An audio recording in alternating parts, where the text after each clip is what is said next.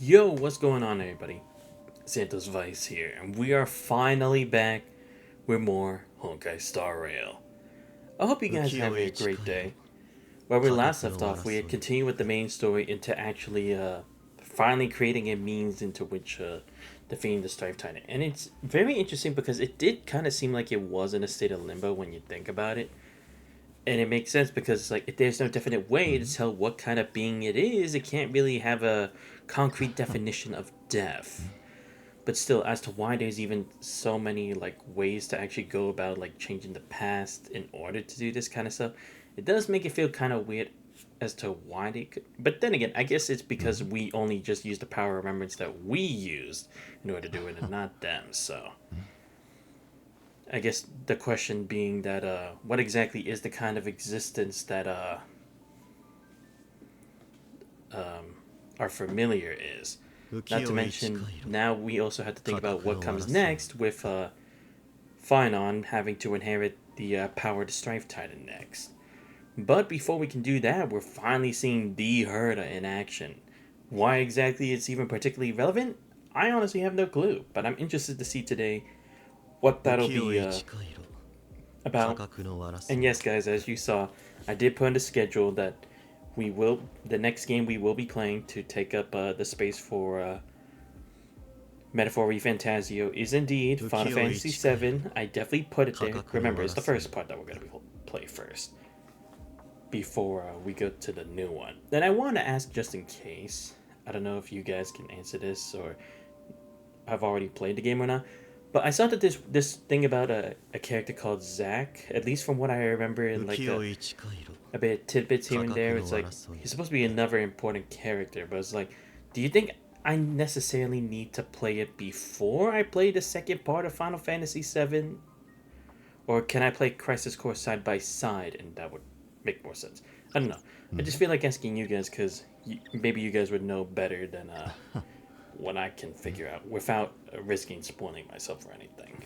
But yeah, anyway, we're gonna go see what this business with the Herta is all about, and hopefully we'll see why exactly does it connect to all this now, because to be fair, we haven't really seen Herta do anything in particular, especially what does erudition have to do with anything if like we're only focusing on remembrance in the world of Emphorius.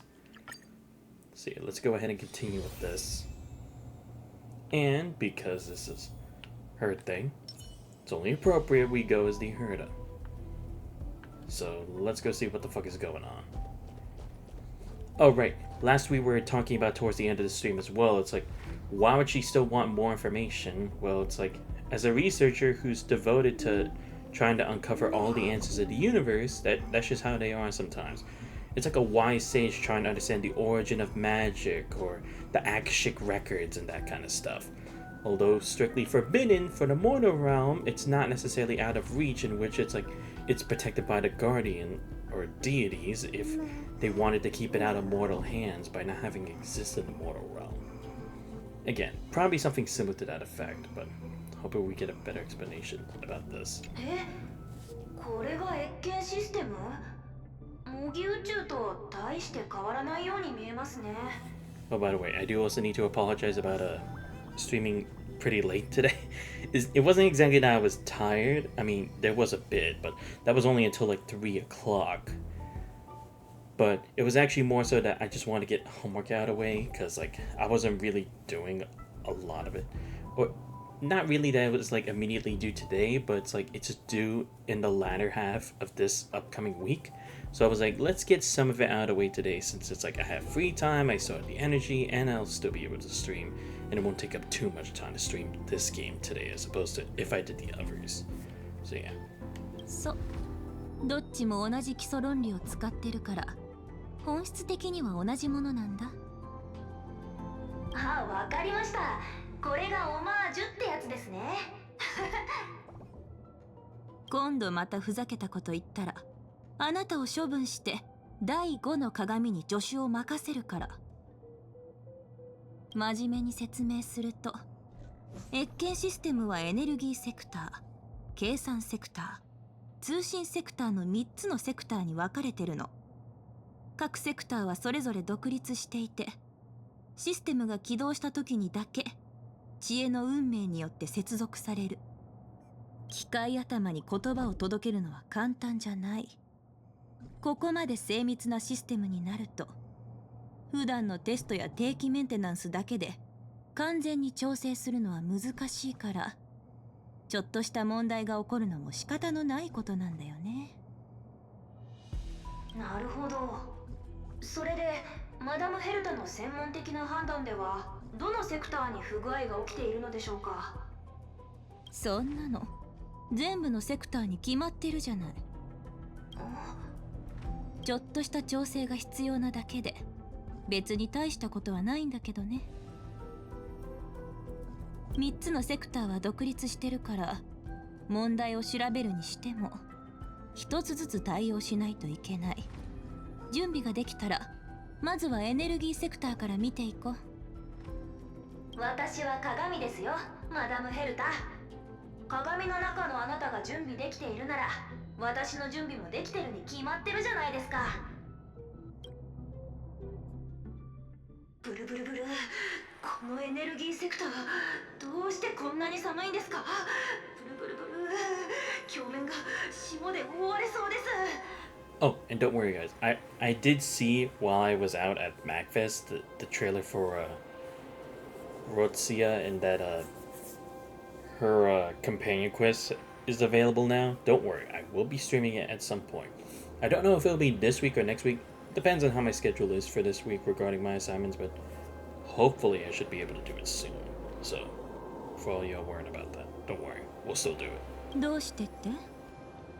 宇宙ステーションヘルタのエネルギーは私が虚数状態に変換してこのセクターに蓄えてるんだけど、超低温環境にしないとヘルタが爆発して宇宙の彼方に吹き飛んじゃうんだよね。ブルブルブル。でも私たちってそもそも宇宙の彼方にいるんじゃないんですか？あなた鏡のくせにユーモアのセンスありすぎじゃない？それにしてもあいつら一体どこから来たの？壊れたデータ？活性化されたシステムのサビ？まさかいくらなんでもまたレギオンが攻めてきたわけじゃないよね。まあどうでもいっか。どうせ全部片付けないといけないんだから、ついてきて。くれぐれも割れないように。Alright, finally back to actually playing the game instead of just like doing auto grinding the past couple days. Alright, let's see. Problem is I have no idea what this thing's even weak to, so. Yep. Oh, okay, never mind. Now I know. これが天才。Oh, wrong one. Ah, damn it, only that. Whatever. Fine, I guess. 何かを得たら何かを捨てるのよ。しっかりしなさい。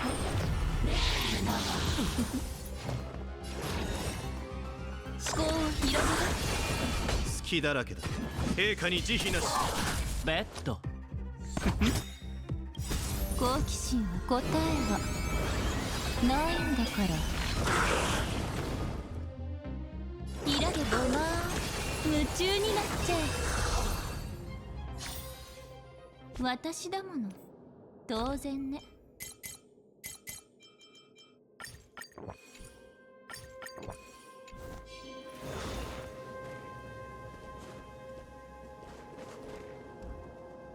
ほら、これ。運試しと行こう。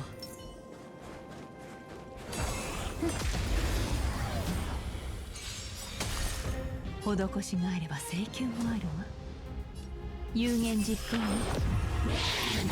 やるじゃん。思考を広げて。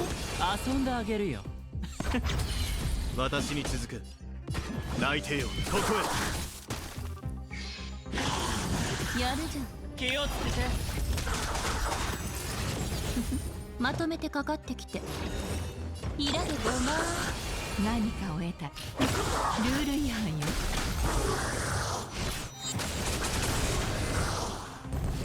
美人を見たことないの？思考を広げて。好奇心は危険。答えはないんだから。教育の時間ね。施しがあれば当たりさすがはマダム・ヘルタ。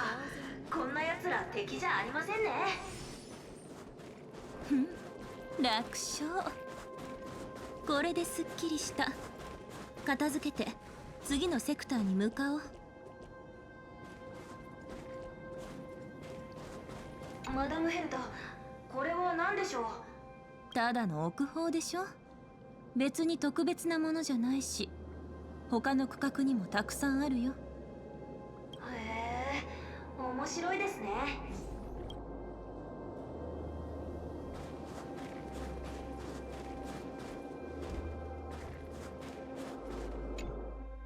これは、この気持ち悪い虫たち、一体どっから湧いてきたんですか？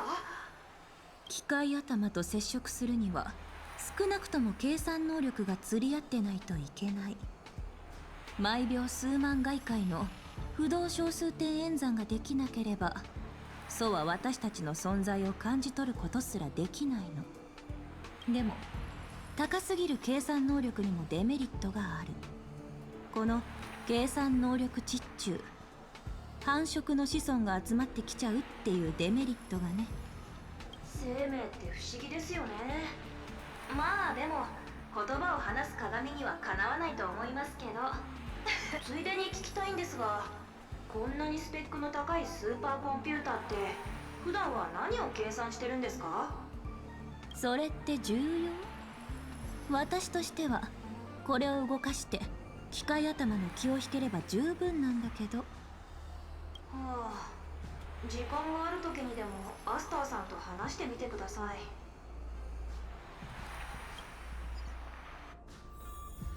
よっ、ほら、これが天才。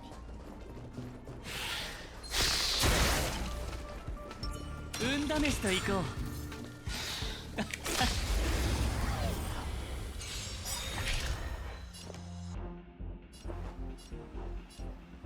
有言実行ね。タッチキル。サイは投げられた。全てを失うか、はたまた手に入れるか。進歩なし。ひらでごまー。機を逃してはならない。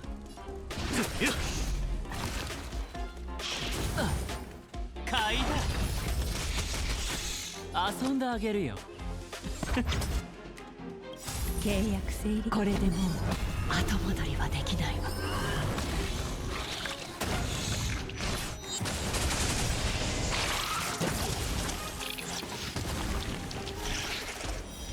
悪い子は誰かしら。好奇心は危険なものだ。答えはないんだから。思考を広げて崩れちゃえ。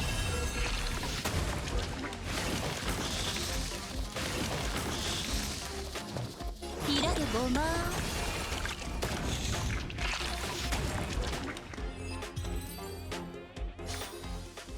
約束された勝利だ。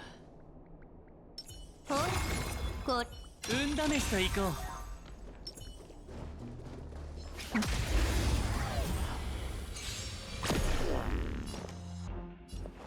しっかりしなさい。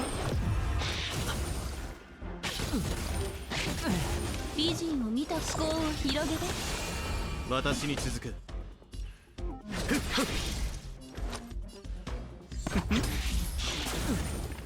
気をつけて。欲望はチャンスを生み出すのよ。ひらでごまー。機を逃してはならない。教育の時間ね。ベッド。何かを。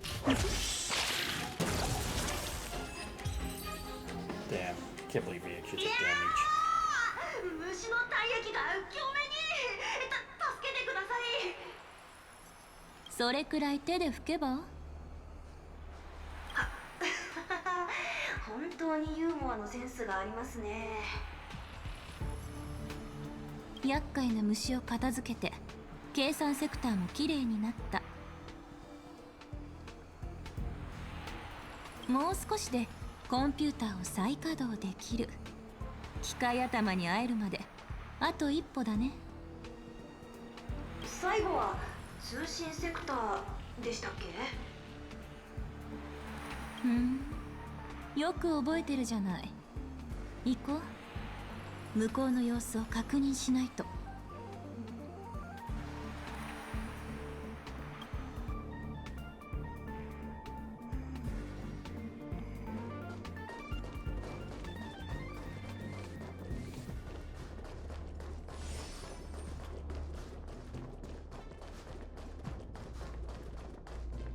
ここにも奥方が。そんなもの気にしてどうするの？いえ、ただなんとなく少し不気味な感じがするんですよね。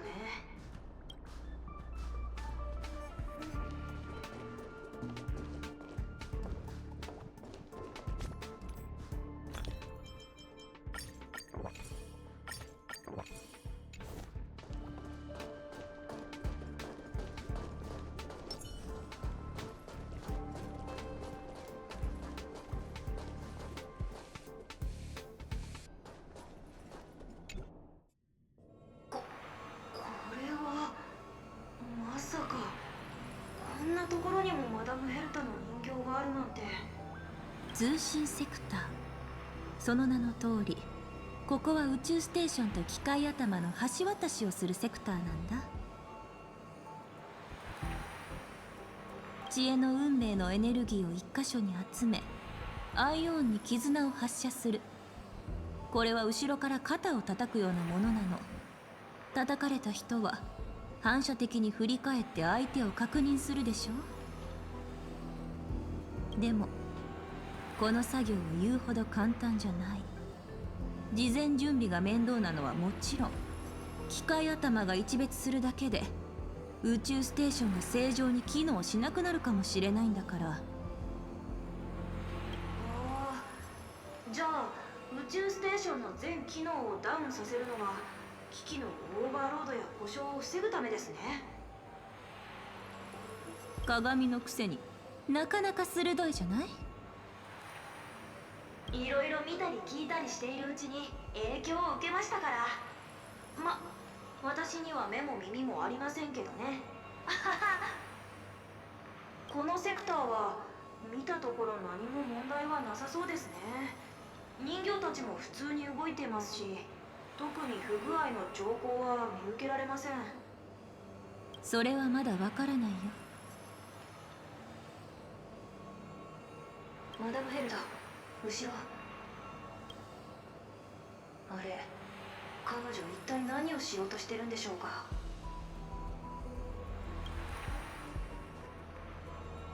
ちょっと見せて。この人形はシリアルナンバー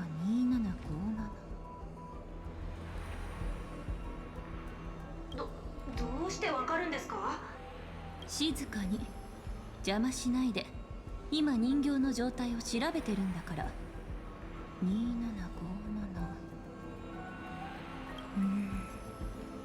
おかしい。何がおかしいんですか？人格マッピングモジュールがオフになってる。変なの。この設定はデフォルトでオンになってるはずなのに。理不尽モジュールもオフになってる。これはもっと変。何日か前に全ての人形の設定がオンになってるのを確認したんだから。無差別攻撃モジュール。どうしてそんな設定があるんですか？オンになっている。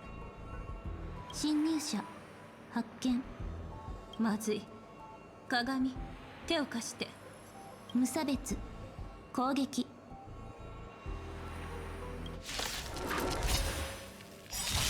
こいつら、Oh, okay. Oh, 記憶の oh, ミ I ー thought we were ザ fighting an actual Herta. But then again, こ I い guess つら this が actually 人 makes 形を汚 sense. 染して設定を改ざんしたの？ Really? Remembrance? That's weird. Why would it be all the way out here? Let's see. しっかりしな Let's go with this 好 next. 奇心は危険なものだよ。答えはないんだから。ひらでごま崩れちゃえ。ああ、危なかった。それにしてもどうしてここに記憶のミームが現れたんでしょう。一体だけじゃない。向こうを見て。シリアルナンバー7631、シリアルナンバー10136。どれも同じ問題を抱えてる。遠隔操作で設定を戻せたりはしないんですか？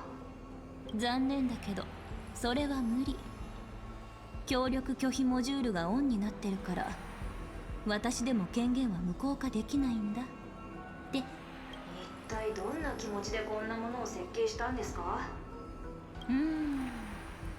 当時はただの遊び感覚だったかな。汚染源の特定は後にしよう。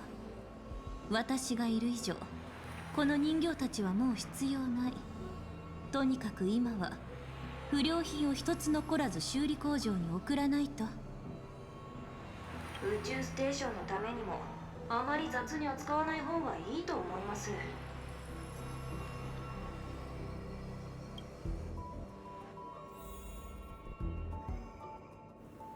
Oh, wait, this is an elevator? I mean, like one of those moving escalator like floors that you see in an airport. I was so confused. I'm like, why does it actually look like I'm getting closer? It's like, oh damn, that's what it actually is. Okay. At least I think it is. Nah, I'm being stupid. Wait, right? No, okay, I'm being stupid. What the heck?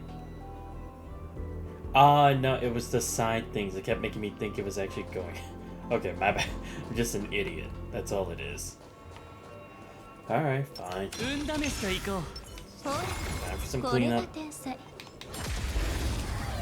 Yes, I know I could do the whole Akron thing, but where'd be the fun in 何 that, か you を know? 得たら何かを捨てるの。 I'd be doing that the whole story and then there'd be nothing to do. タッチ切る。有言実行に進歩なし。思考を広げて。私に続く。内定よ、ここへ。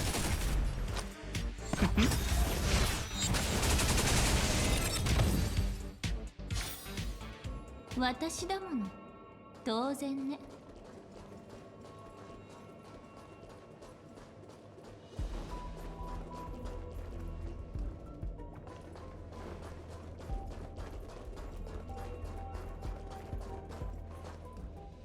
Trying to see if there's anything I might miss, like a piece of information.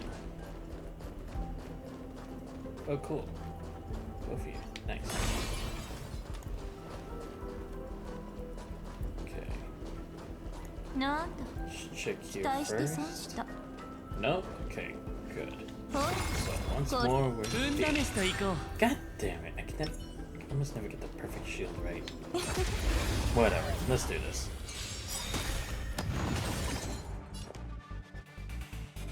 好奇心は答えはないんだから。しっかりしな。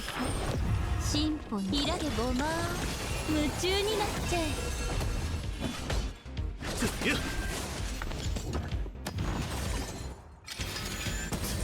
美人を見たことないの？思考を広げて。う。イカ様はなしだ。施しがあれば請求もあるわ。機を逃してはならない。陛下に慈悲なし。ルール違反よ。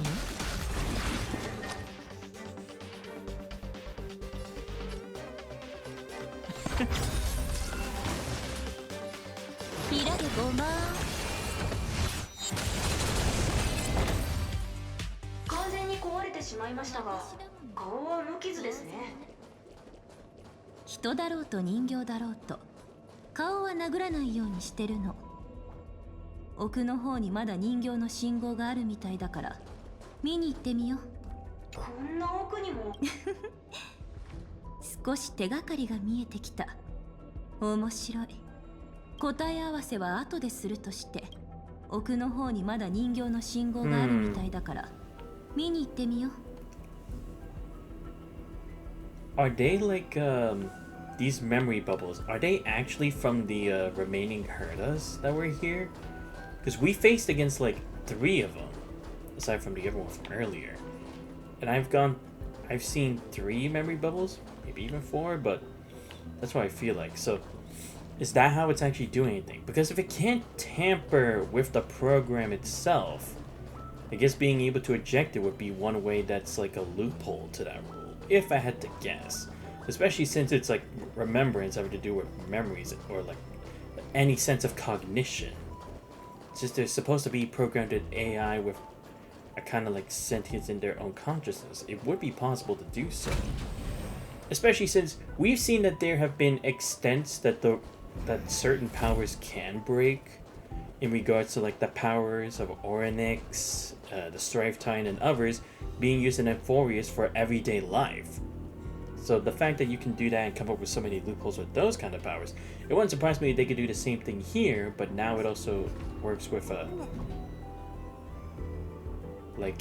constructed soul from the mortal realm.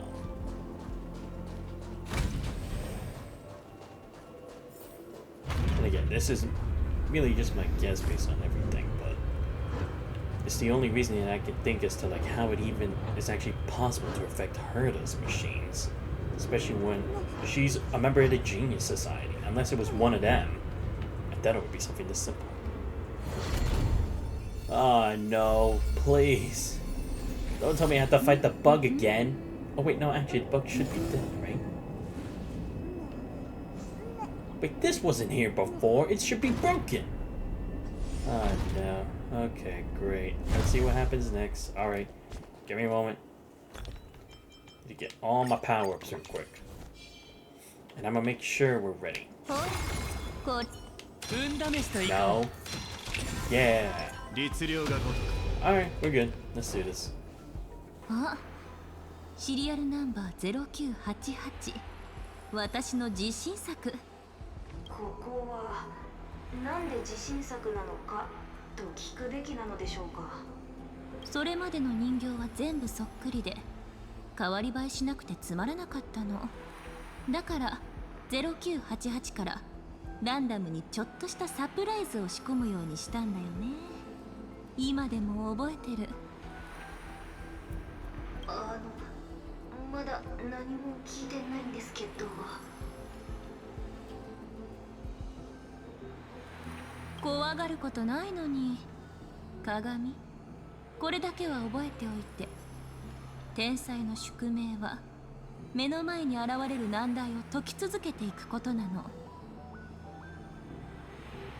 横で見学してるのはダメですか？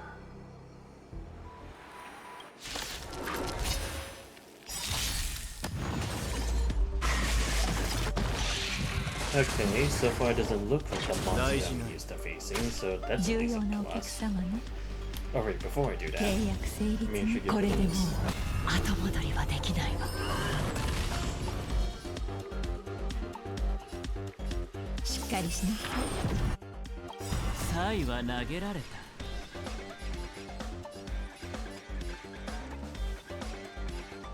すべてを失うか、はたまた手に入れるか、気をつけて。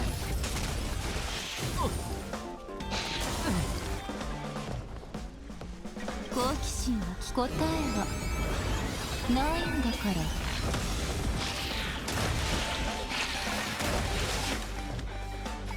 平でごまん崩れちゃえ。私に続く。べっ買いだ。 There we go. Thank you. Alright, we'll get something more from this. Come on.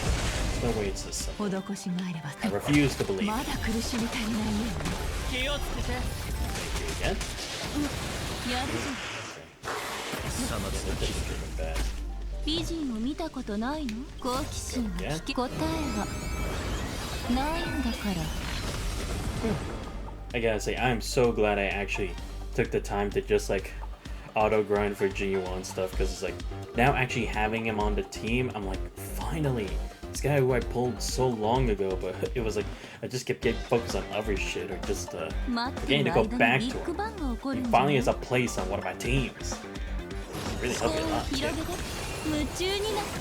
Like, I honestly couldn't be proud. 好きだらけだ But we saw you proud too. Alright, let's see. This. Still frozen, so still good. 何かを得た Yep. There goes one. Yeah, I'm not even surprised. 騎兵の出番 Oh, it's going タ on. ッチキル Gonna use adventurers for this. 愛は投げられた全てを失うかはたまた手に入れるか買いだ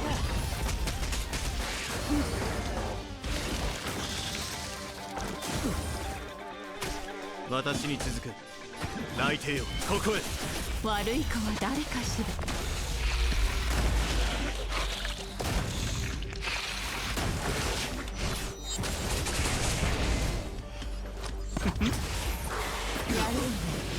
気をつけて好奇心は答えはないんだから。イカ様はなしだまとめてかかってきて思考を広げて崩れちゃ施しがあれば請求もあるわ有言実行ね機を逃してはならぬイカ様はなしだ買いだ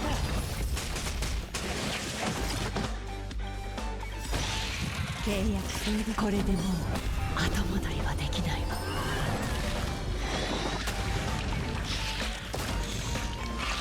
There we go. Damn it, that's efficiency. 危なかったあと少しで粉々になるところでした大げさなんだから。この程度の相手、私の脳細胞を一つ働かせるのももったいない。それで3つのセクターの問題は解決したんですかだとしたらその前にもう一つ小さな問題を解決する必要がありそう。さっきから私たちの後をつけてきてるやつがいる。あなたは本当に鋭いですねマダム・ヘルタお手伝いしましょうかうん、みんなを呼び出して。第4の鏡。私たちがやろうとしているのはとても重要なことなの。コソ泥なんかに邪魔されるわけにはいかないんだから。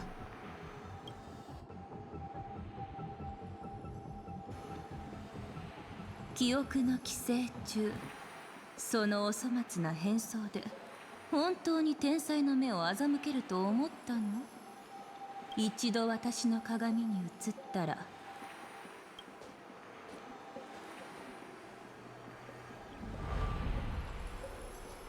Oh! What? もう逃げられない。 It's her. Right, the one for Remember Chaos, right? And like a memo keeper who's also interacted with Kiana in Honkai Impact 3rd, Part 2. What? She's actually a part of this? Well, then again, I guess Remember Chaos and Remembrance actually does make a lot of sense. Right there, I probably should have figured that before that. But then again, I didn't know this was the identity. まずい Memo Snatcher. 命あってのものだねここは引かせてもらうわ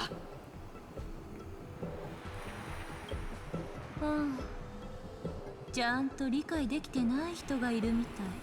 Yeah, you don't do remember you're in her domain, right? Come on. It's not gonna work. その程度の実力で私から逃げられるわけないでしょ。ヘルタ様何をするつもり全部話しますガーデンの秘密も狙っているものも全部話しますからどうか命だけは呆れた。こんな時に思いつく命乞いの言葉がそれだけなんて全然ダメね。もう一度言ってあげる。私は天才クラブ会員番号83ヘルタ。虚数11の謎を解き明かした学者、虚数崩壊兵器の使い手。そんな私があなたから答えを得る必要があると思う？私は静かに。今は私の見せ場なんだから、あなたはおとなしく聞いてればいいの。ここに潜入したのはヌースの記憶を盗むため。そうで貴重な越見システムをめちゃくちゃにしたのも、私をここにおびき寄せ道案内をさせるためだった。I see. Right, because Noose is he's the Aeon of what's it called? Erudition, right? And I guess it would make sense why the Garden would actually want to actually obtain his memories, because that would lead them closer to another truth and other histories or mysteries that they hadn't figured out themselves yet. But I don't know. I don't really feel like it would necessarily be the Garden's thing. I mean, I guess it could be like each squad or each personnel of the Garden would have their own roles to fulfill, similar to like what the Stellarian Hunters are doing. But I don't know. The fact that it's like Black Swan led us to Amphorius, which is to support the situation. But I mean, she is being a bit cryptic about it. It's like, why would her same group that's like supporting us try to actually go and interact with an Aeon in this way? And I see, yeah, because regardless, Herta's research was always going to lead her to it, because that's what her path is. So it's like, regardless, she was still going to do it if someone was going to stand in her way or not. So the best way to do it is just to tag along. I see, so that's what this was. Leading a trail every single point to create that connection. 残念だったね。あと一歩で任務を果たして帰れるはずだったのに。っていうのは冗談。最初から最後まであなたにチャンスなんてなかったもの。私のそばにいるのが第4の鏡だけだと思わないで。この子の家族はとっくにあなたの動向を把握してたんだから。さあ、この大胆不敵な泥棒をどう罰してあげようかな。あ、いいこと思いついた。ガーデンの人って鏡が好きなんでしょ？だったら私が一肌脱いでもっと鏡と一緒にいられるようにしてあげる。罰を与える時間はあんまり長くするのもあれだから、人生の 1% でどう？そのくらいの時間があれば反省するのに十分だよね。Depends on what kind of lifetime we're talking about. UEF has going, yo, what's up in UEF? I'm finally back. So yeah, I'm doing pretty good. I get the Herta, but now I'm trying to get like okay. I see you. But nice. Good to see you got Herta. Then again, you did say that you would actually be willing to go a bit far for her. Considering your taste, and again, not gonna complain about it. 怖がらなくて大丈夫。たとえ鏡の中に閉じ込められてもこの世界には貢献できるから。そのわずかな運命のエネルギーが機械頭の気を引く役に立つかもしれないし。あ、言い忘れてたけど、今言った 1% っていうのは私の寿命の 1% って意味だからね。Yeah, I figured, because it's like lifetimes can be defined in many different ways in many different planets, galaxies, species, universes. So it's like, what would it be? God damn. What, like almost forever? すっきりした。ようやく根本から問題を解決できた。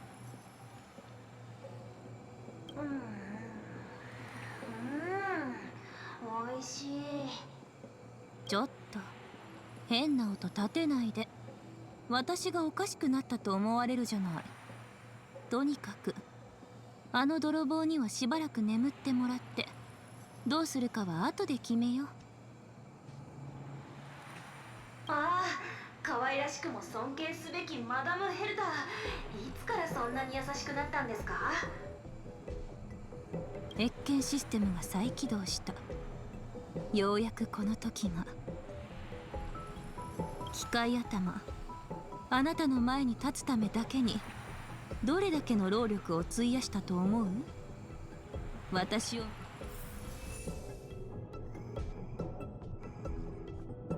Okay, there's still more. Good. Wait, what? Oh, this.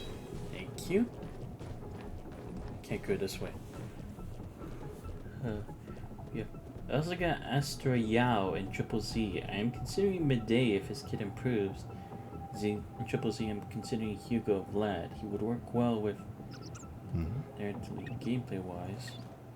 Ah, okay. Cool. Well, again, I haven't checked anything on like Triple Z, so. But hey, if it's gonna match well with your main guy, it's like all the more better, you know.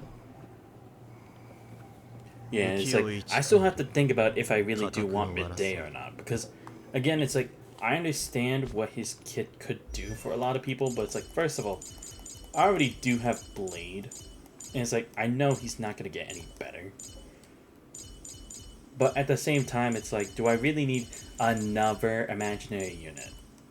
Well, it's like I already have some dice need to rework all over again. Because let's see, for my imaginary units right now, ratio, he's getting there. He could definitely be better. I haven't completed everything yet, so. But this is what I give for my ratio for now. And Bibber Luna, he definitely needs a lot of work. Like, I have this, but it's like, the relics could definitely have better stats, which I need to work on. Yeah, if he's the boss at deep game, like, Miday's auto attack, he's better. No, yeah, that's true. And it's like, that's the thing. It's like, I get that he's a better one, but it's like, depending on like how Castorus and Finon's banners are gonna be in the future, I'd kind of honestly rather want to say for them, from a personal perspective anyway. But again, it would have to depend. Like I said, I would have to see Midday's kit to actually be certain about it. If he also uses a lot less hungry than Lunai. No, yeah. But it's like, also the fact that it's like, you would have to get a Tribby to best utilize Midday. It's like, I don't want to go through that shit. That's going to be annoying as hell. And then it's like, if I don't try to go for both of them, then it's like, I'll have to try to rework everything like on my own to make a perfect team for him, which would mean possibly having to change around my 4 stars. As like, I haven't even gone to work on most of them. So it's like, you're telling me to actually waste time to do that now? Yeah, Luocha Sunday, he'd still be good. Well, unfortunately, I don't have either of those. Because Luocha, never thought to pull for him initially. Kind of do want to now, because since I saw like what he could do for a couple other teams, but just haven't been to his rerun banners. And Sunday, I was like, since it's a much later kind of a gameplay meta-wise thing that wouldn't really catch on until they release more characters for it, I just didn't really see much of a benefit for him as opposed to like Fugui or the Herta. Oh yeah, and I also do need to improve my Velt. He definitely needs more work. He's not terrible, but again, could be much better. Yeah. They move the auto attack, you would probably steal it from me. Okay. Well, again, we'll have to see. Anyway, let's see what's going on with this. 運命の狭間。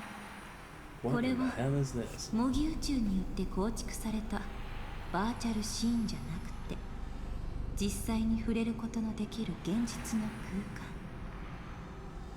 空間なんて、今は干渉に浸ってる場合じゃないんだった。機械頭、答えてくれるかな。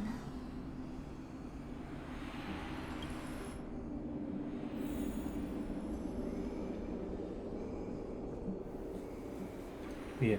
If I go for him, I'd probably call the name of the party for it. No, yeah, actually, I could definitely see that going well. Oh, what? Wait, so I'm actually in this space. Okay. Thought it was just gonna teleport me to something else, but all right. マダム・ヘルタ、 Here we go. 狭間の中でいくつかの声を捉えました。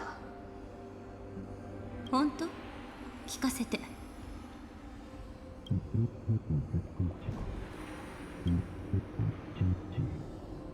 この声は二進法演算？まさか機械頭？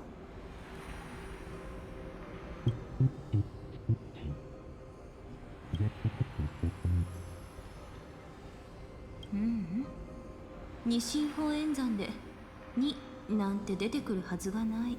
Oh, okay, good. Because I was gonna say, I was like, I'm pretty sure that's binary. And look, I'm no computer whiz, let me tell you that, and I'm no engineer.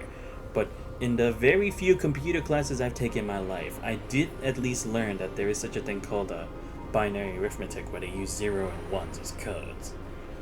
So I was like, yeah, wait, what's with the 2 all of a sudden? Yeah, it was lucky for me, I already had a good team for her now. Jade and Robin don't have the best healer for that party now. Ah, okay. からかってるの？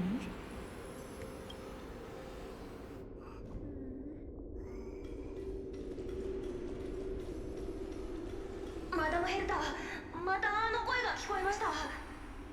どうしましょう、どうしましょう。落ち着いて、第二の鏡。なんて言ってたのか聞かせてちょうだい。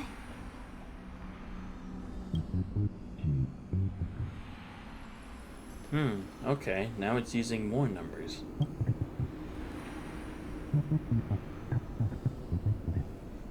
Door. 扉？鍵？違う。これは運命の声なんかじゃない。一体どうなってるの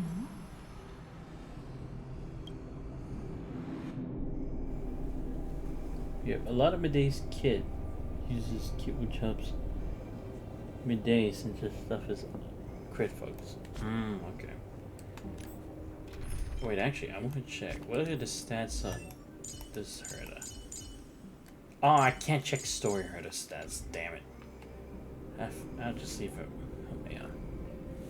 Yeah, which is really good with Sunday, who does boost crit. Ah, I see. Yeah, so that's where that comes into play. Makes sense.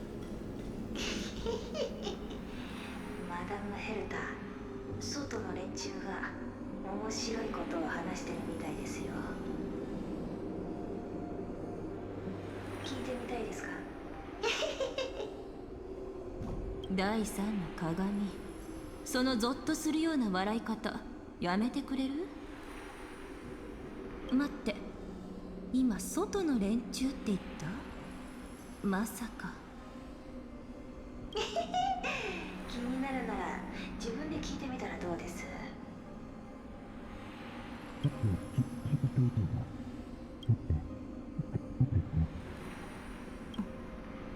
Wait, hold up.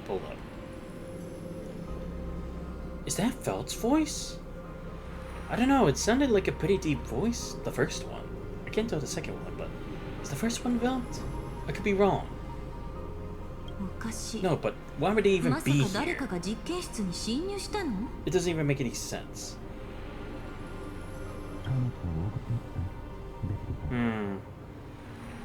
Oh, no, it is.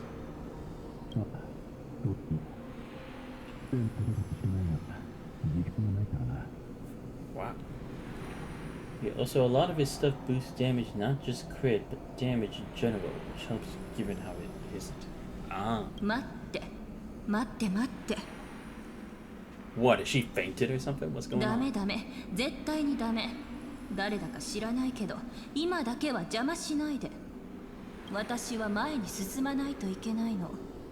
あと少しで機械頭に会えるのに。 Wait, what? Wait, then... Okay, I'm confused here. If she didn't want them to bother her, why didn't she put herself in like an incubation pod or like put herself in cryogenesis, like her actual version? Or maybe it's just like this version of her is real, but only like it's a subconscious and not her actual physical body. But even then, it's like, why would her body just be out in the open for other people to mess with if she entered here for this singular purpose? I'm gonna have to wait to see what we get about that. Because otherwise, why even be stuck in a situation like this? 何か問題でもありましたか？マダムヘルタ。なんでもない。ちょっと考え事してただけ。狭間の外から聞こえてくる声、少し気にした方がいいかもしれません。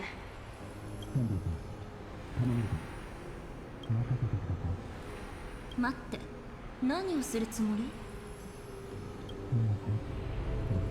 Oh, it is. He's using the power of harmony to see what's going on. I これ see. は調和？ Right, like what he tried to do for March. はあ？こんな小細工に私が影響されるとでも思ってるの？ふざけないで。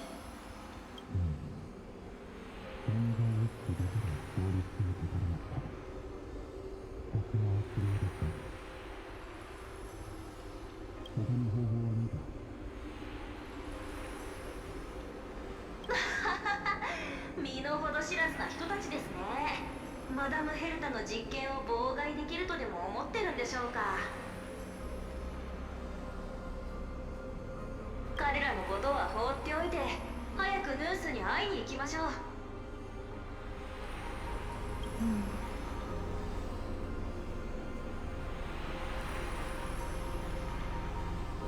やっぱりここを出よう、鏡。出る？それはつまりこのタイミングで越見の実験を中断するってことですか？そんなのどうかしてます、マダム・ヘルタ。ここまで来るのにどれだけ苦労したか分かってますか？あと一歩でアイオンに接触できるっていうのに、越見システムを再起動するコストがどれだけ高いかもあなたならよく知ってるはずでしょ。でもここであの二人の侵入者を無視して進んだりしたら、機械頭が宇宙ステーションに目を向けた瞬間、そのエネルギーで彼らは確実に消し済みになる。実験には次があるけど、人の命は一度なくなったらもう戻ってこないの。 Wow, look at Herta actually having a heart for a change. It's actually pretty surprising. Also, Bidet's crit rate depends on how high his health is. For every 100 HP above 5,000, he gets a 1.6% boost in crit rate. The limit to that would be when it reaches 48%. But it says to focus on what Bidet are. His no, it's okay, it's cool. But I see. I get what you're getting at. So it's like, for him, boosting more HP than what you would think for Blade would definitely do more. I see. Kind of like a stacking kind of thing. Alright, I got you. なんて慈悲深くて優しいマダム・ヘルタ。私は本当にいい主人に仕えていますね。 Okay, the best stats focus on for Midday are HP, speed, and imagining. Oh, okay. Yeah, HP makes sense. Speed, I can also see why. And imagining, well, yeah. Basic. ストップ。 Okay, got it. その気持ち悪い言い方やめてくれる？今回も途中で諦めることになるなんて。機械頭。必ず戻ってくるから待ってなさい。ヘルタ、目が覚めたのか？はあ、あなたたち。あなたたちのせいで私の計画が台無しなんだけど。 Well, sorry, but I mean, you were just standing there, blankly, this whole damn time. How else are we supposed to interpret it? Like, for real. This is what I mean. It's like, I would think a genius like her would be like, okay, you don't want to be disturbed while you're doing a deep dive with your psyche? Get an incubation pod, or put yourself in cryogenesis, or go in your own quarters, or something like that.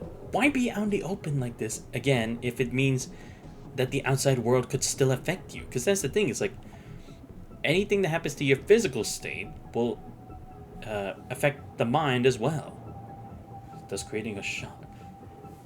Yep. He also is more or less immortal when he's in his buff state. If he gets fatal damage in that state, he'll revert back. Really? Okay. So it's kind of like the guts ability in FGO for berserkers, where it's like, as long as they have the stat gut or the buff guts on them, even if they hit 0 HP, they can at least recover some amount. But I'm guessing for here you're saying he gets more. Okay. Fascinating. The best of crit rate, crit damage. Yeah, obviously. 計画 Wait, why are they even here anyway? Like, isn't the Herta space station supposed to be far away? Why are they even here if they're supposed to be trying to figure out what's going on with us? すまないヘルタ。君が何か計画しているとは知らなかったんだ。Hell, you didn't even put a sticky note on your hat or something. 俺たちが宇宙ステーションに来た時、ここは真っ暗で、何か緊急事態が起きたのかと思ってしまってな。事故の原因を探しながら降りてきたんだが、そこでまさか君の本体に出会うとは、こちらとしても想定外だった。Oh, I see. So that's what she was saying about being worried about other lives. Because I was like, wait, but if a blast is gonna hit here, wouldn't it hit the other people working in the space station? But if she told them, hey, could you guys leave for a couple hours or something to that effect, then I can understand why. It's like all of a sudden she's like, no, I made sure that there weren't supposed to be people here. Why are there people here? I see. で、一体どうやって入ってきたの？鍵のかかっていない扉がありましたので。 Wonder who left that unlocked. Yeah, but do have some things that allow me to select stats on my gear, so that'll make gear. Yeah, true. I really do love how we can finally, like, at least have some control over our stat rolls. Seriously, it makes it so much better. そう。 Now ま we あ could try to think about focusing on one 私 person は at a 理 time 屈を now. わきまえた人間だから、今回のことを責めるつもりは最初からないんだけどね。請求列車のベルト用。あなたのことは覚えてる。隣にいるのは。ヘルタは銀河のニュースにはあまり敏感ではないようだ申し訳ありません。焦って基本的な礼儀を忘れてしまいました。私はサンデー、ただの乗客です。ただの乗客が調和の運命の後人そんなの誰も信じないと思うけど。それであなたたちがわざわざ来たのは観光のためじゃないよね。 Wait, hold up a second. Unremarkable. Well, actually, now that I think about it, maybe this is like an effect of what he did in Pentaconi, right? Because he did temporarily gain the powers of an Aeon, right? So I guess by doing that, he pushed himself too far, and now his power is like less than that it was before. Because otherwise, it's like, wow, you happen to like think it's just that simple, or just was there any reason to really call him unremarkable? I don't know. Again, I could just be thinking too much of this. Yeah, I don't know much about Hugo Blade Kid yet in Triple Z though. All that's been shown. Skill animations in Element. More likely coming in 1.7, so I have enough time to farm this. Okay. Well, at least you have that. この状況は俺たちの想定とは大きく異なるが、とにかく宇宙ステーションが無事でよかった。ヘルタ、俺たちはオンパロスの件で来たんだ。へえ、そうなんだ。全然驚かないんだな。何か思い当たることでもあるのか。姫子にも言ったけど、この件は妙なの。機械頭はこれまで多くの世界に目を向けてきた。そしてそれは全て私の頭の中に入っている。とてもじゃないけど見落としがあるとは思えない。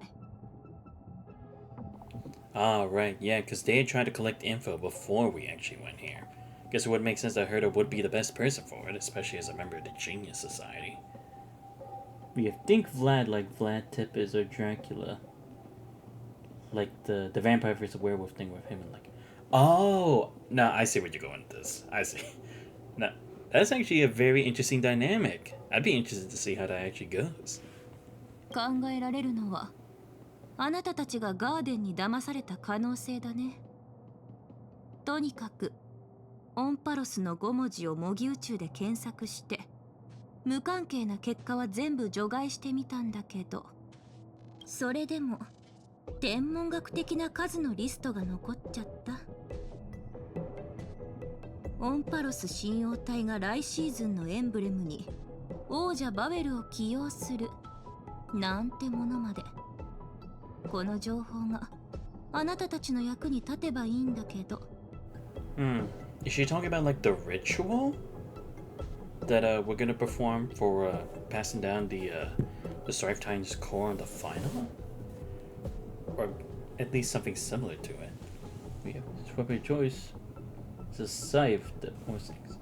Ooh, that would actually fit for a guy like supposed to be like Vlad Tepes.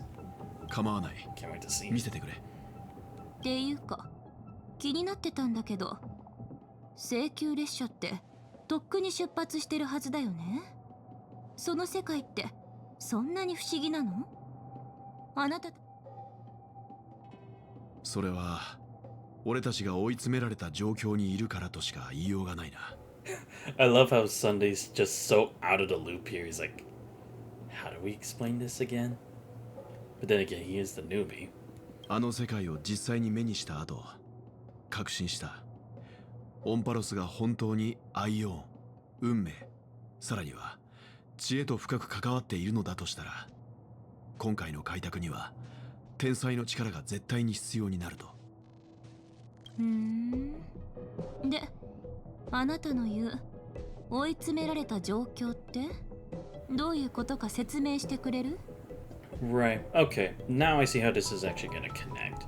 Because again, it shows the relation to like what the garden's aims are probably supposed to be.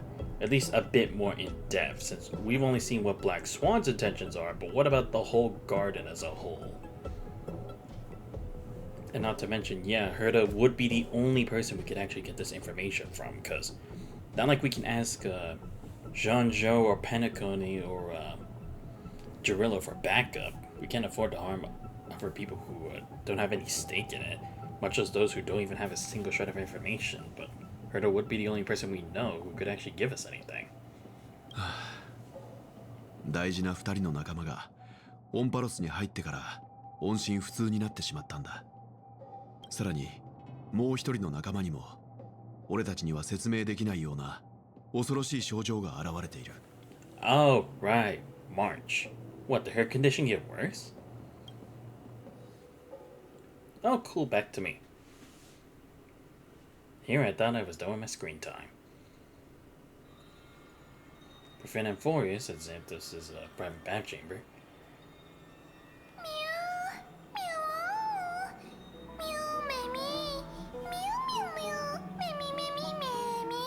Well, I'm sorry. I got too caught up in too many stories lately.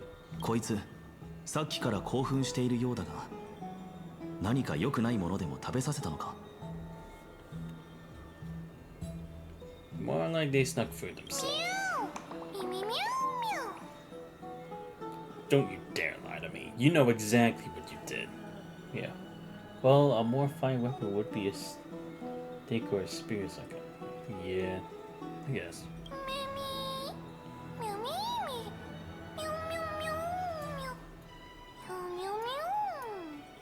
Fair. You didn't even know what your name was.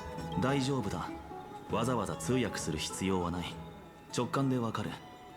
何も身のある話はしていないと。See, what I tell you, Dunhan can catch up in an instant. そろそろ時間だな。黄金衛たちはもう創世の家臣で準備をしているんじゃないか。Yeah, there we go. お前の支度が整ったら火種の返還を見届けに行こう。Wait, is it gonna actually happen here? I thought it would be something for later. Alright. Glad it finally back to my perspective. Wait, why do I have to go here? Oh, right, because it would be... Yeah, here. I forgot, this is actually the only appropriate space to do this.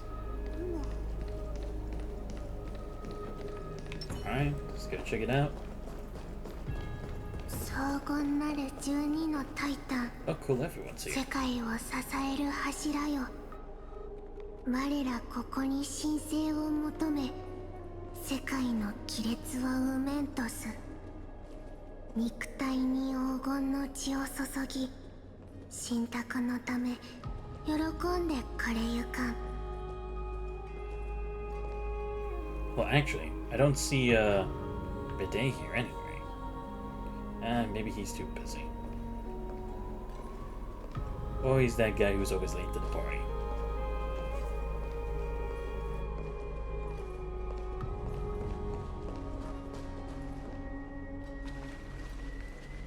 あなたが招待した立会人が到着しました。ファイノ、返還の儀式を始めましょ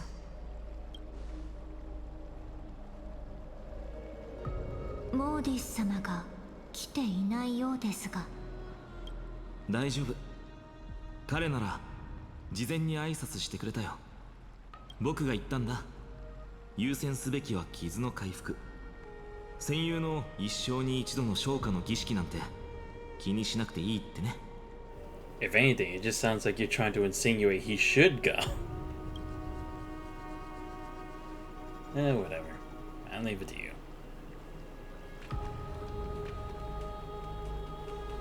さあ、準備はできた。う。我が死よ、どうか彼に道を示してください。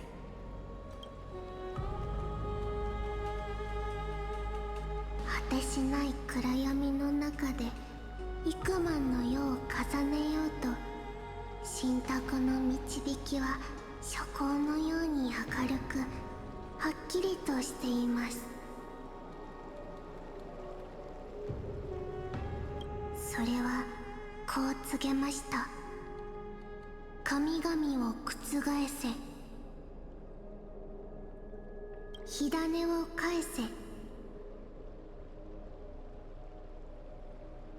真剣を担え、奇跡を作れ。信託よ、捧げ物が遅れたことをお許しください。長く続く闇夜の中、我ら黄金衛は全力を尽くして火を追う旅を再開しました。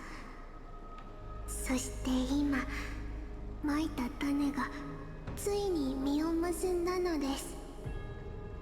奇跡が待ち焦がれた7つ目の火種は、偉大なる天罰の矛ニカドリーのものでした。ここにそれを返還するは、我ら黄金衛が推挙する英雄、勇敢な戦士であり高潔な魂を持った一人の正直な民です。エリュシオンのファイノン、こちらへ。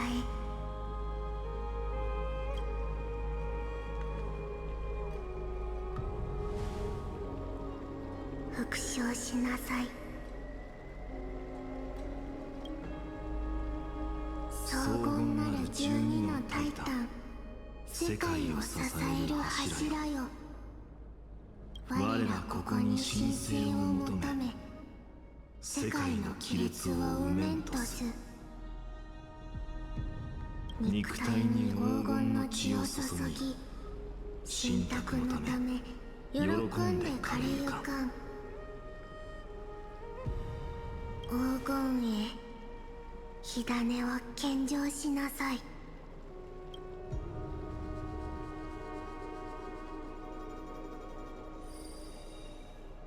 Oh, okay. I actually have to do it. Really? Alright. Place and hold to submit the core flame. Complete privilege. Seriously, why is this even a thing? They could just do a cutscene for this, honestly. It's not like I'm doing anything difficult. Come on. You see, it's like this effect could be done for cutscene. No reason to have to go about it like this for one extra step. Especially since it's fine on doing it, not me.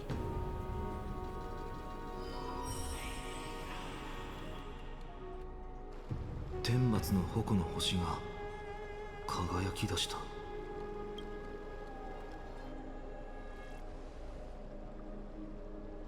どうして家臣は黙りこくっているんだ。君たちの時も似たような感じだった。焦りすぎです、ファイノ。あなたを選んだことを後悔させないでください。Yeah, because I was gonna say, it doesn't look like it gave him anything. Oh, it's him again. ゴーナウスさん。おそらくキャストリスの知っている人ではありません。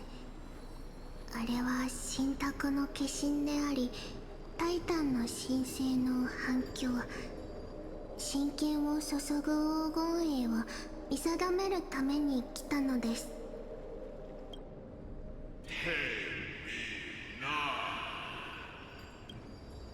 神の権能を受け継がんとする人間よ。汝の力と品格はすでに認められている。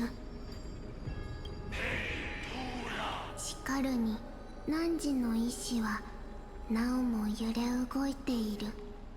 ニカドリーの戦いを引き継ぎ、名状しがたい暗黒の潮に抗うのであれば、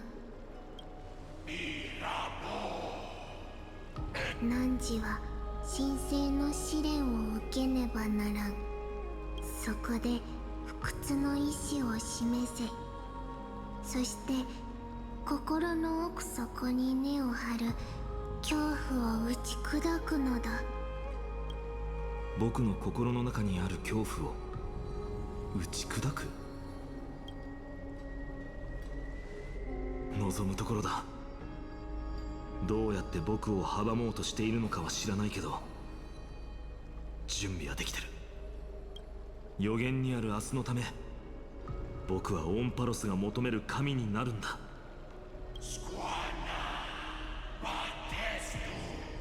ついてくるがいい、エリュシオンのファイノン。汝は恐怖の中で人の体を捨て、苦痛の中から神として生まれ変わるだろう。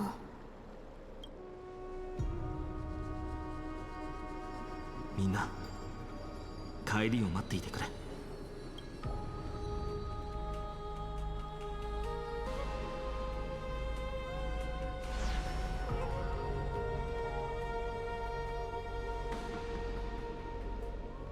ファイノン様が消えた。戦いに行ったのです。彼一人で勝たなければならない戦いに。 Okay. I mean, I'll agree with this, because to be fair, I understand. Because that's the thing, I kind of see Finon as just someone who's strung along with this. It's like he's still unsure of himself, so like to bestow him this power seems a bit too much. I'm not saying he shouldn't have the power, but it's like, certainly there should be some way to quell his concerns or anxieties before he gets the power. Because who knows how it would affect him in some way. So it does make sense that he would have to actually do this. And I will say, it is kind of interesting how they're going about Finon's character, apart from Kevin Castellano. Because to me, it seems like Finon is trying to become the same kind of person that Kevin Castellano was. He was cold-hearted, but he did it for the sake of humanity, or what he defines as humanity. Whether it meant betraying other people, putting the rest of the world at stake, and even breaking some promises with some of his closest friends. But it was all he could do to accomplish the mission. I'm not saying that Finon has to go that far, but it definitely feels like we're kind of seeing that process in between. Because when it came to Kevin Castellano and Honkai Impact 3rd, we kind of just saw the beginning and the end result. But we didn't necessarily see too much of the middle process, but it makes a lot of sense why you couldn't. Because that's many years that we would have had to go through a Kevin and the Flame Chasers struggle against all the Hershers, and then the whole cycle, and then the battle with finality. So it's like, that definitely would have been a lot to have to cover. So here it's like, we're seeing a more shortened path of like how we got from point A to point B. And I'm glad that we're kind of having this bit of a twist from it compared to the original. And yeah, we'll 私 just たち see にで if き we る can の do は it. 待つこと、そして信じることだけです。 And the only thing we can hope is that he doesn't end up like Kevin Castellano of the Honkai Impact 3rd universe, but something better. Because we all know how that went down. 本当に神秘的な儀式だな。 Level cap. 信じて待つこと以外、俺たちにできることは何もないのか。運命の裁定を座して待つのは落ち着かないな。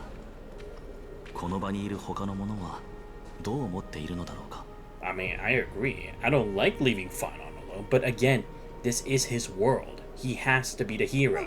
If we try to interfere, that's not him having the result. That's not him passing the test. That's not him proving he's worthy. Because it makes sense, because giving someone a god's power, that's a lot to give. I'm not saying that everyone who's ever used it is always in the right. There are definitely people who misused it in other fictional works and such, but aside from that, it's better to make sure about this whole thing before we continue. Oh, there we go. Alright, 15. Cool. So now I just need to hit 20. But I guess this. Imperial Key is a treasure gadget tool that can be used indefinitely. After use one basic treasure's location will be displayed. Oh, so it's like a treasure seeker. I see. Oh, never found wallpaper. Okay. Alright, moving on. 眠ってしまったのか。この儀式を執り行うのにはかなりの体力を使うようだな。But just that? Really? It only makes her tired? Costarus went through a hell lot worse. But then again, I guess the difference is she's allowed to rest. And she can afford to. Costarus could not because we were in a figment of the past. Oh wait, I just saw there was a chest here. I'm not forgetting this. There we go. Perfect. Next, act like it. Ah, damn it. Accidentally moved her. My bad. ファイノンの運命は彼自身の手で舵を取らねばなりません。もし彼が自らの恐怖に打ち勝ち半身の姿で帰ってこられれば神託が約束した奇跡にまた一歩近づけるでしょう。And here's the thing, it's like I'm honestly having a hard time believing Finon could accomplish this.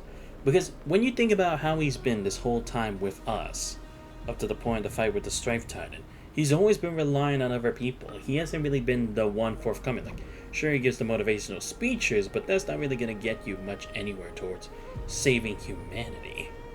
Like, sure, lift your spirits, but it's like, he's got to take action. It's like, we haven't really seen him do that. Hell, Midday was more like that. When he decided, hey, I'll stay back, hold off the Strife Titan. You guys go figure it out. It's like, if he is going to be the leader, if he is going to have the powers of a demigod, he needs to be able to know how to make decisions that will benefit the most people. I have a lot of faith in もう him. 気づいているかもしれませんが、ここにいる黄金衛たちは全員何かしらの欠陥を抱えています。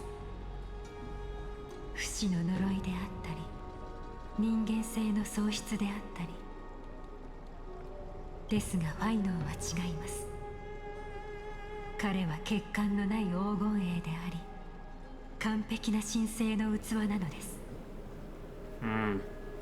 I see. So what defines a perfect vessel is one who doesn't have like as heavy of a burden or too unique of a trait that it interferes with the powers. But if anything, doesn't this actually make it worse for him because he is probably the closest to an ordinary human being compared to the rest? Again, I have to wonder, where does Aglia's assertion that Finon's always going to be okay and that he's the chosen one really come from? Like, is it really just because of the prophecy, or is there more to it? I'd be interested to see why that is. いつの日か Because again, then it will explain a couple things about her. すべての生き残った者たちを率いて奇跡の扉を開くでしょう。 Like, especially the fact that she trusted his word when he was vouching for us too, because it's like, the thing is like, yes, did I agree with where Aglia was going with our judgment? No. But it's like, do I understand why she had to? Yes. But again, it's like Finon, who doesn't even have the power of a demigod, who doesn't already have like an amazing power, has more voice in it. It's honestly kind of surprising to me. Like there has to be some circumstance. What do you guys think? 本当に準備ができていたならいいのですが。You seem worried. ファイノン様とはゆっくり話をしましたが、その言葉にはだからこそ信託の決心はファイノン様の心の動揺を見抜いたのでしょう。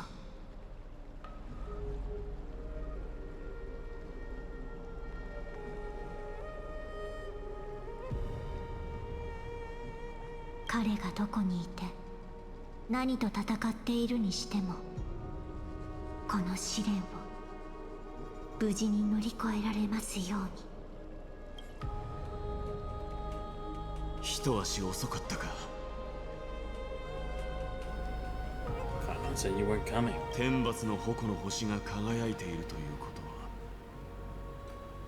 は。火種の返還は完了しましたが、ファイノン様への試練はまだ終わっていません。Yeah. And I also realize this too. This kind of makes him like the Alicia of this case, right? Because Alicia was different from everybody else. They had only gained their powers after the Honkai surgery operation that they all had because of Mobius or something, which gave them the powers which made them abnormal. But all these guys, so far, seem to already have these abnormalities from the beginning. He's the most normal of them all.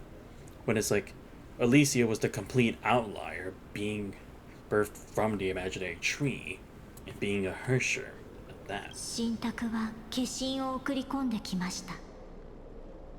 ファイノン様の力と品格は認めたものの、その意志には懸念があったようで、彼は自分の恐怖に打ち勝ち、信託に己を証明しなければならないようです。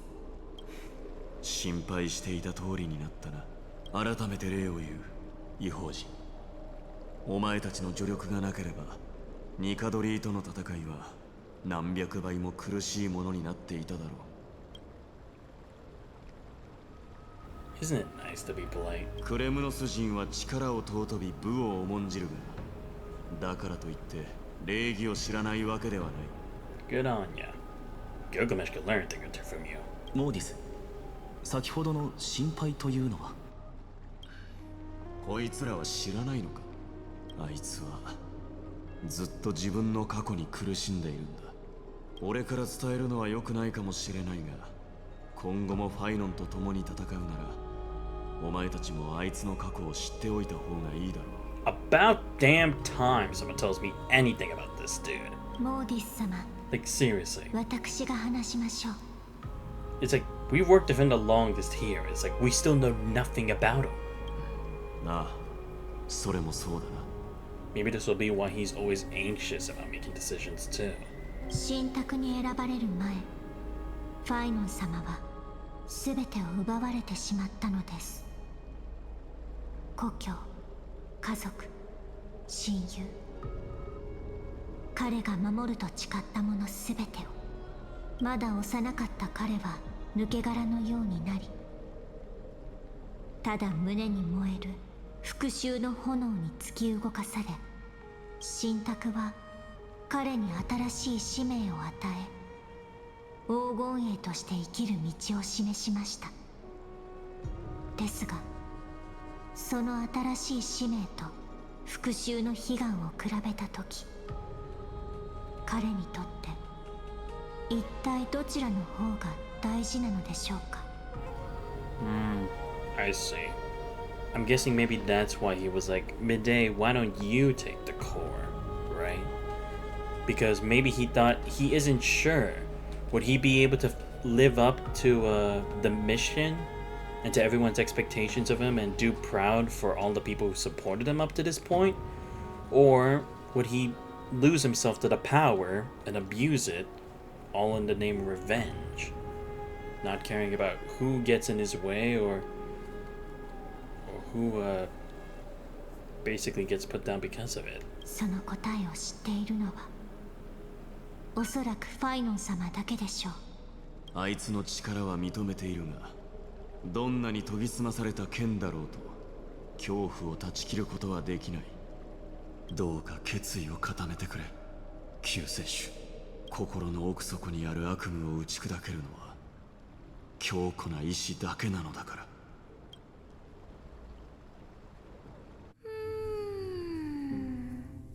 どうかした？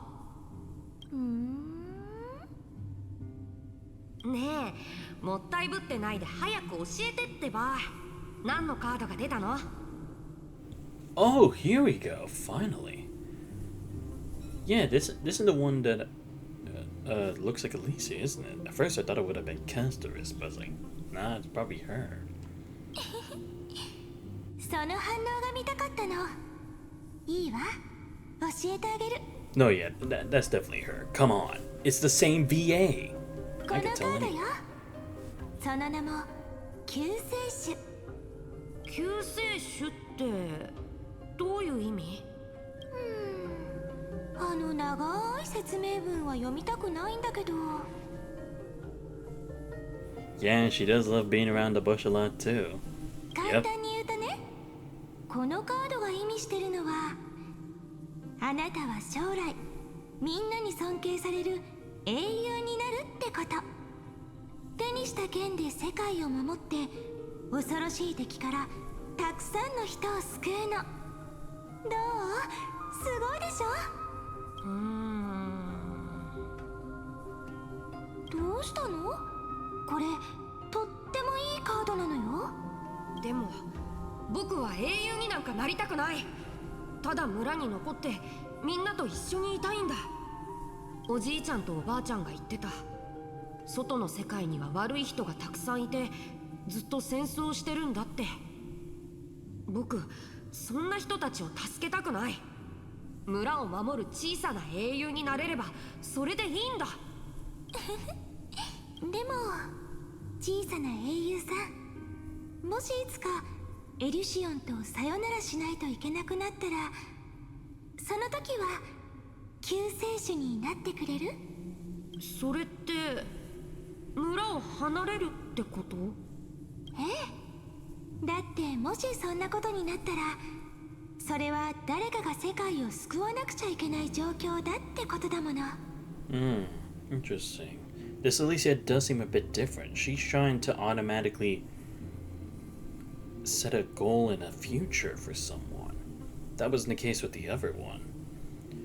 After she had learned more about humanity, she decided to let people be more open about their choices and what they would do. And the Flame Chasers were more of like a free kind of group. Because it's like they all worked together to save their version of humanity, but that didn't necessarily mean they were the best of friends. But this one definitely seems a bit different to me.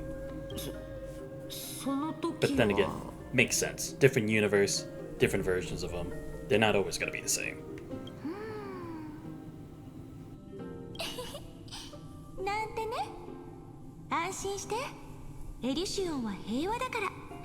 悪い人にも絶対に見つからないわ。それより、もうお家に帰る？急いでないなら、また妖精たちと遊びに行かない？妖精？いいね。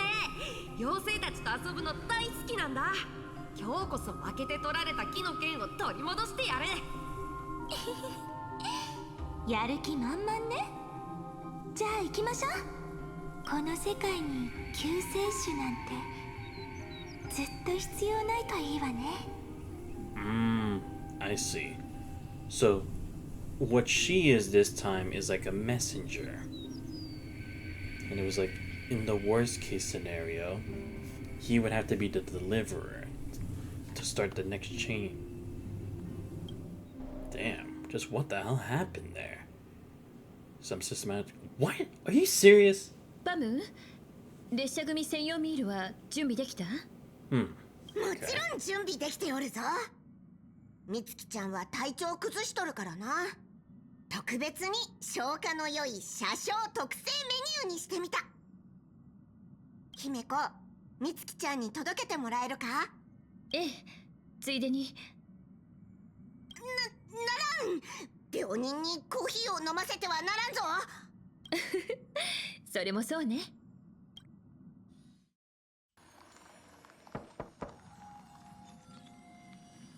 みつきちゃん入るわよ。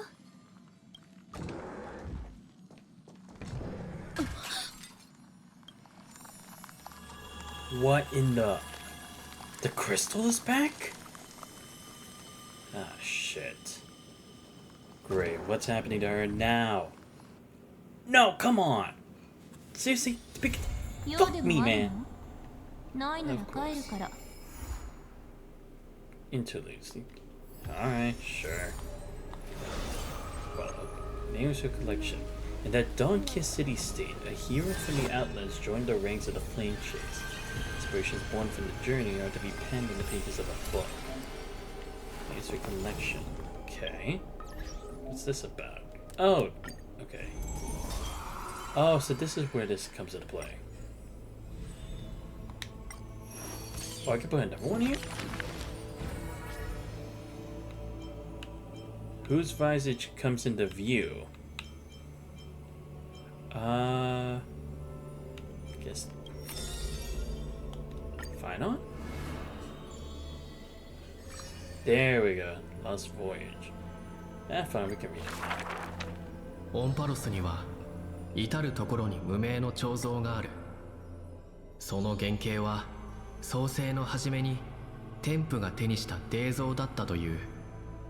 天父は自らのために化身を作り出すと、命の息吹を与え黄金の血を授けた。以来最初の人間は大地を歩き、神々の憐れみを受け、この世の悲しみを知る。聖都の住民は彫像の前である男を目にした。エリュシオンのファイノンだ。彼は自らの素性を語らない。ただその名だけを爽やかに名乗った。それは本名じゃないよな。人々は横目で見ながらいぶかしげな顔をしている。男は柔らかい笑みで答えるだけで肯定も否定もしなかった。ファイノンは兵士だ。その血には神聖が流れている。彼は金織の呼びかけに応じて遠路はるばる生徒に赴いた。英雄の生徒に光を添えるために。火を追い求める旅は喪失の繰り返しです。その過程では命など塵のように些細なものに過ぎません。ささやきかけるような風の歌が聞こえる。彼はすがすがしくこう答えた。構わないさ。もともと僕の命にさほど価値はない。エリュシオン、男の故郷。彼の人生のように神秘的で深遠な村。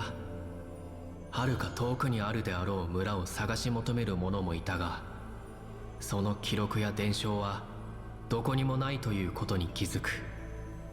ノスタルジックな思い出に浸るたびに男は優美な詩で戦況を描き出した。だが生徒の古書に描かれる辺境の小さな村の王子は明日のこと以上に難解だ。遠い未来、オンパロスの大地には英雄たちの足跡が刻まれる。剣を手にした男は黄金の女子誌に決して消えぬ印を刻みつけるのだ。だが彼の本当の名を口にする者はもういないだろう。火を追い求める旅は喪失の繰り返し。旅立ちの時すでに昨日までの自分を失っている者もいるのだ。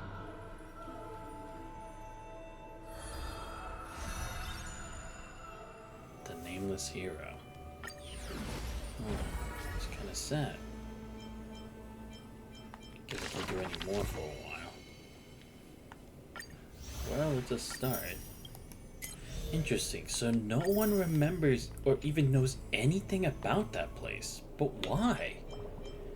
If it's something that should be like so significant, or I don't know, just the sake that it's like there should at least be any piece of information, but nothing? It's like it doesn't even exist. Like it's just a fairy tale. Or I guess it could be the power of remembrance that it created a hero. Could be similar to like what the concept was for Metaphor, but I don't know. I'm honestly curious how this would play out.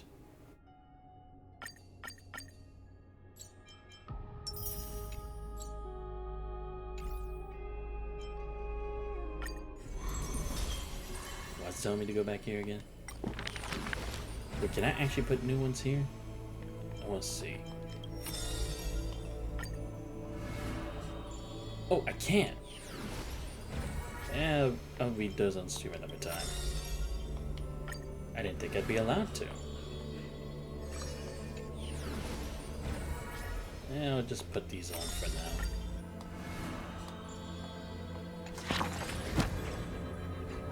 There we go. Now we got the 5. Still a whole lot more members remaining. Seen them yet. Interesting. Yeah, we got the cup, similar to like what Aiden's was, or a chalice if you want to call it. This kind of looking like ice. Kind of looks like yin and yang. If anything, I think this kind of reminds me of like a Fuhua's, doesn't it? Or it could be wrong though. It could actually be something else, but okay. Fascinating. I'm gonna be interested to see where this all leads to.